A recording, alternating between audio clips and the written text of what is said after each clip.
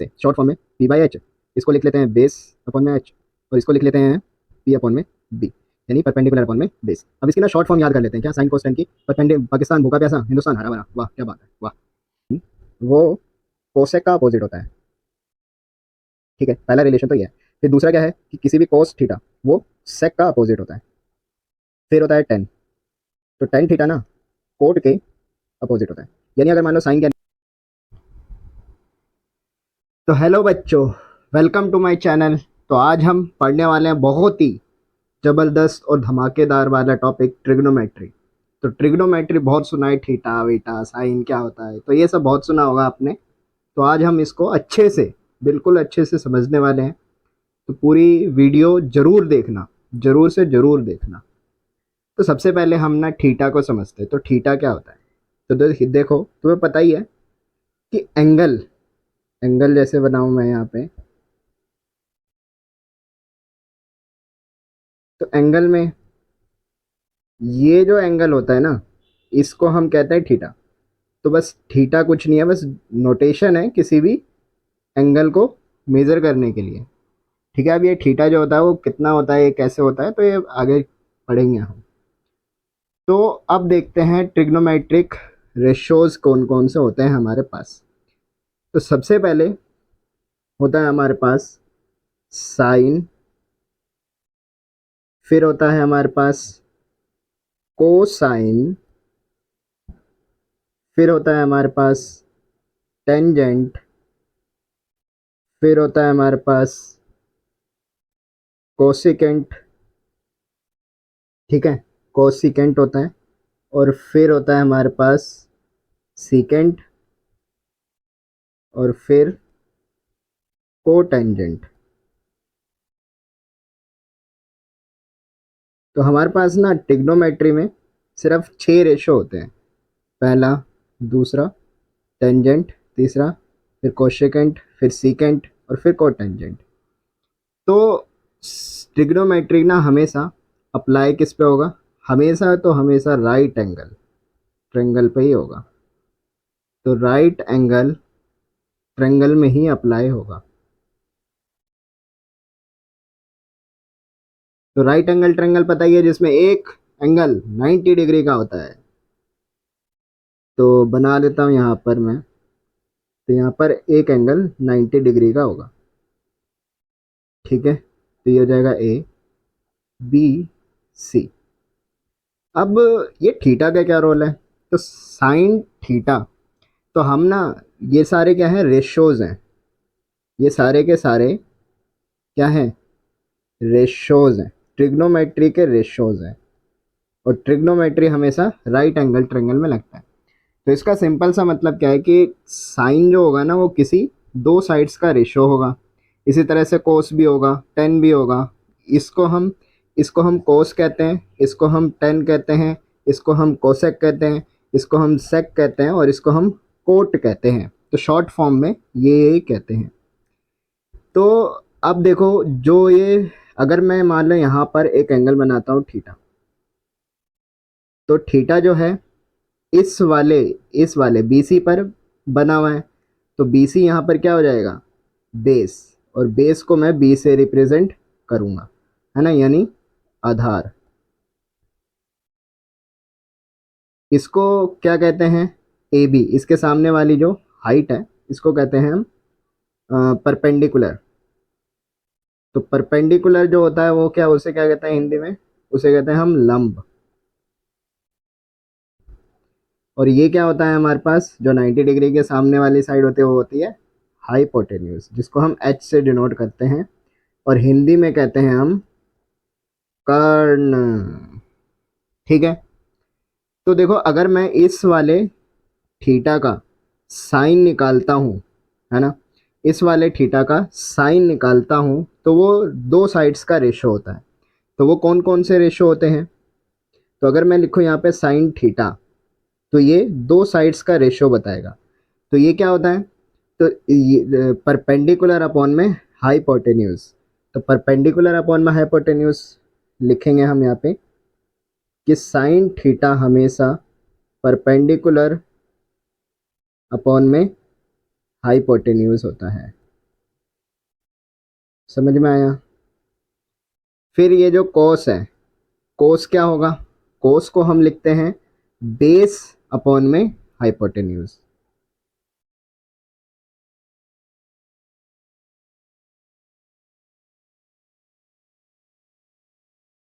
ठीक है, तो बेस अपॉन में हाइपोटेन्यूज, परपेंडिकुलर अपॉन में हाइपोटेन्यूज। अब देखो टेंजेंट, तो टेंजेंट क्या होता है? टेन होता है। तो यहाँ पे जगह नहीं है, तो यहाँ पे मैं लिखता हूँ साइड में। तो टेंजेंट जो होता है ना हमारा, टेंजेंट होता है हमारा परपेंडिकुलर अपॉन में बेस।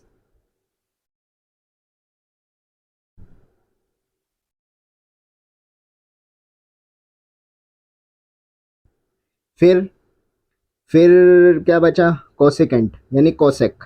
इसको हम लिखेंगे कोसेक, इसको हम लिखेंगे सेक, और इसको लिखेंगे हम कोट। ठीक है, ये हम इसको थीटा मान के कर रहे हैं, ध्यान रखना। अब देखो कोसेक, कोसेक जो होता है हमारा यानी कोसिकेंट, वो होता है हमारा, होता है हाइपोटेन्यूज अपॉन में परपेंडिकुलर।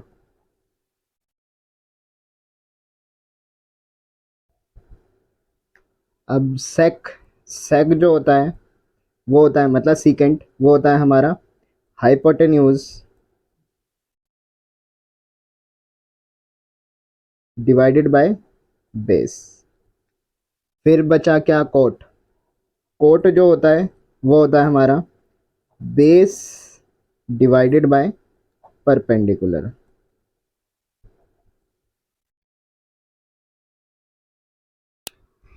तो ये छः के छः रेशो हमने कर लिए हैं। दोबारा से देखो, साइन थीटा परपेंडिकुलर अपॉन में हाइपोटेन्यूज होगा, कोसाइन थीटा जो होगा वो बेस अपॉन में हाइपोटेन्यूज होगा, टेंजेंट क्या होगा? टेन थीटा क्या होगा? परपेंडिकुलर अपॉन में बेस होगा, कोसेक हाइपोटेन्यूज अपॉन में परपेंडिकुलर होगा, और सेक हाइपोटेन्यूज अपॉन में बेस होगा, और कोट बेस अपॉन में परपेंडिकुलर होगा। तो ये छः रेशियो होते हैं हमारे ट्रिग्नोमेट्री में। अब देखो क्वेश्चंस कैसे आते हैं। क्वेश्चंस पता है क्या कर देगा कि एक ना ट्रायंगल दे देगा जिसमें ये थीटा है, ये दे देगा क्या? 4 है, और ये दे देगा 3 है, और ये कहेगा तुमसे 5 आ जाएगी ये क्योंकि हाइपोटेन्यूज है। अब ये क्या है? ए, ये है बी, ये है सी। अब तुमसे ना इस वाले ट्रायंगल में क्या करेगा कि बताओ भाई मुझे साइन थीटा की वैल्यू क्या होगी। तो ध्यान से देखना। अब देखो साइन थीटा हमें पता है क्या है? परपेंडिकुलर अपॉन में हाइपोटेन्यूज। तो अगर ये थीटा है, ये एंगल है, तो इसके लिए परपेंडिकुलर क्या होगा? इसके सामने वाली साइड, यानी ये। अब परपेंडिकुलर के कितना है इसमें? 4। और बेस कितना है? बेस है इसका, परपेंडिकुलर अपन हाइपोटेन्यूज होता है ना, तो बेस है, हाइपोटेन्यूज है इसका 5। समझ में आया? यानी लंब बटे कर्ण होता है साइन थीटा। तो ये साइन थीटा की वैल्यू हो जाएगी। अब इसी तरह से कोस थीटा की वैल्यू कितनी होगी इसमें? कोस में होता है ये बेस अपॉन में हाइपोटेन्यूज, यानी 3 अपॉन में 5। उसके बाद अगर मान लो 10 कहता है निकालने के लिए, टेन थीटा, तो टेन थीटा क्या होता है? परपेंडिकुलर अपॉन में बेस। तो परपेंडिकुलर कितना था? 4, और ये हो जाएगा 3। अब इसी तरह से मान लो क्या निकालना है? Cosec theta. तो कोसेक थीटा क्या होगा? कोसेक थीटा देखो, हाइपोटेन्यूज डिवाइडेड बाय परपेंडिकुलर होता है, यानी 5/4। अब ये जो सेक थीटा होता है, इसी तरह से हाइपोटेन्यूज अपॉन में बेस हो जाएगा, तो ये हो जाएगा 5/3। और कोट थीटा निकालना हो तो फिर ये हो जाएगा हमारा बेस अपॉन में परपेंडिकुलर, यानी 3/4। तो आई होप ये रेशियो निकालना समझ में आ गया होगा। अब क्वेश्चन ना क्या कहता है कि इसमें से एक कोई भी साइड नहीं दी होती है, तो उस केस में हमको पाइथागोरस थ्योरम लगाना पड़ता है, जिसमें तीनों, अब देखो तीनों साइड्स पता है तभी तो हम 6 रेशियो निकाल पा रहे हैं। अब इसमें से कोई 2 साइड्स दे देगा तो तीसरी हमें पहले निकालनी पड़ेगी, उसके बाद सारे के सारे रेशियो निकालने पड़ेंगे। तो एक पॉइंट तो ये है। ठीक है, अब दूसरा पॉइंट ये है कि अब देखो यहाँ पे जब थीटा बना हुआ है, ठीक है, तो ये जो थीटा है इसके लिए ये बेस हो जाएगा। लेकिन अगर यही थीटा अगर यहाँ पे बना होता ना, तो ये सारी कैलकुलेशन अपोजिट हो जाएगी, यानी उल्टी हो जाएगी, यानी ये जो होगा ना ये बेस हो जाएगा उसके लिए। समझ में आया? तो ये बात ध्यान में रखनी है। अगर ये ट्रायंगल में ऐसे रखा होता, तो ये सारी वैल्यूज़ यहाँ पे मान लो थीटा होता, और ये होता हमारा 4, और ये होता 3, तो ये सारी की सारी वैल्यूज़ अपोजिट कर देता, यानी इसके लिए साइन, इस वाले ट्रायंगल के अकॉर्डिंग साइन जो होता है ना वो 3/5 होता है, क्योंकि ये होगा परपेंडिकुलर और ये होगा हाइपोटेन्यूज। ठीक है, तो ये क्या होता है, एंगल को देखना होता है कि एंगल कहाँ पे बन रहा है और उसके हिसाब से कौन सा बेस है और कौन सा परपेंडिकुलर है।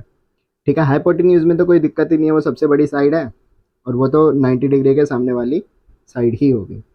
अब इसको शॉर्ट फॉर्म में एक लिखते हैं क्या, पाकिस्तान भूखा प्यासा हिंदुस्तान हरा भरा। तो साइन साइन कोस और टेन, तो इसको लिख लेते हैं ऐसे शॉर्ट फॉर्म में, P/H। इसको लिख लेते हैं बेस अपॉन में H, और इसको लिख लेते हैं P/B, यानी परपेंडिकुलर अपॉन में बेस। अब इसकी ना शॉर्ट फॉर्म याद कर लेते हैं क्या, साइन कोस टेन की। पाकिस्तान भूखा प्यासा हिंदुस्तान हरा भरा, वाह क्या बात है, वाह। तो आई होप इतना तो आपको समझ में आया होगा। तो आगे चलते हैं।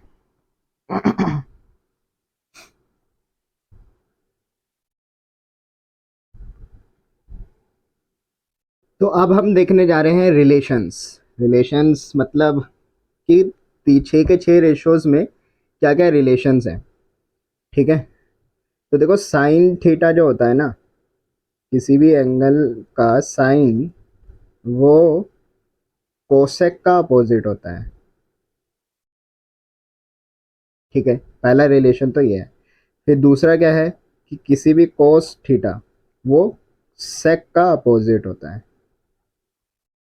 फिर होता है टेन, तो टेन थीटा ना कोट के अपोजिट होता है। यानी अगर मान लो साइन कितना है, यहाँ पे मान लो साइन कितना है 4/3, तो कोसेक हो जाएगा, यहाँ से कोसेक की वैल्यू हो जाएगी 3/4, या फिर कोसेक की वैल्यू है 3/4 तो साइन की वैल्यू हो जाएगी 4/3, यानी रेसिप्रोकल हो जाएगा अगर ऐसे। तो अगर मान लो हमें डायरेक्ट ये दे रखा था, तो हम ये वाली वैल्यू निकाल सकते हैं रेसिप्रोकल करके। इसी तरह से ये दे रखा है तो ये वाली वैल्यू निकाल सकते हैं, इसी तरह से ये दे रखा है तो ये वाली वैल्यू निकाल सकते हैं। अब 3 तो ये हो गए, बाकी 2 और हैं। क्या कि टेन थीटा ना साइन बाय कोस में भी होता है, तो sine theta divide by cos theta हमारा टेन थीटा होता है। और इसी तरह से कोट देखो, इसका रेसिप्रोकल है टेन का, तो ये रेसिप्रोकल हो जाएगा, यानी कोट जो होगा वो हो जाएगा cos theta divide by sine theta. तो कंफ्यूज नहीं होना है, तो बहुत ही सिंपल है, साइन कोसेक का रिलेशन है, कोसेक सेक का रिलेशन है, टेन कोट का रिलेशन है। तो 3 तो ये हो गए पेयर में। बाकी टेन ना साइन बाय कोस होता है और कोट कोस बाय साइन होता है। तो इतना समझ में आ गया होगा। अब देखो क्वेश्चंस कैसे आते हैं। तो क्वेश्चंस में देखो क्वेश्चन ऐसे कह रखा होगा कि in triangle A B C triangle है, और उसमें A B is equal to 12, A C is equal to 5 और B C is equal to 13 centimetre है, सारे सेंटीमीटर में। तो बोल रहा है कि 6 सिग्न रेशियोज निकालो। तो ट्रिग्नोमेट्रिक रेशियोज निकालो, तो सारे के सारे ट्रिग्नोमेट्री रेशियोज निकालने पड़ेंगे। तो सबसे पहले, और एंगल बी का वो कह रहा है, ऑफ एंगल बी। तो देखो सबसे पहले, अब इसमें बता नहीं रखा है कि राइट एंगल किस पे है, तो राइट एंगल है हमारा ए पे। तो मान लो इसमें राइट एंगल है ए पे।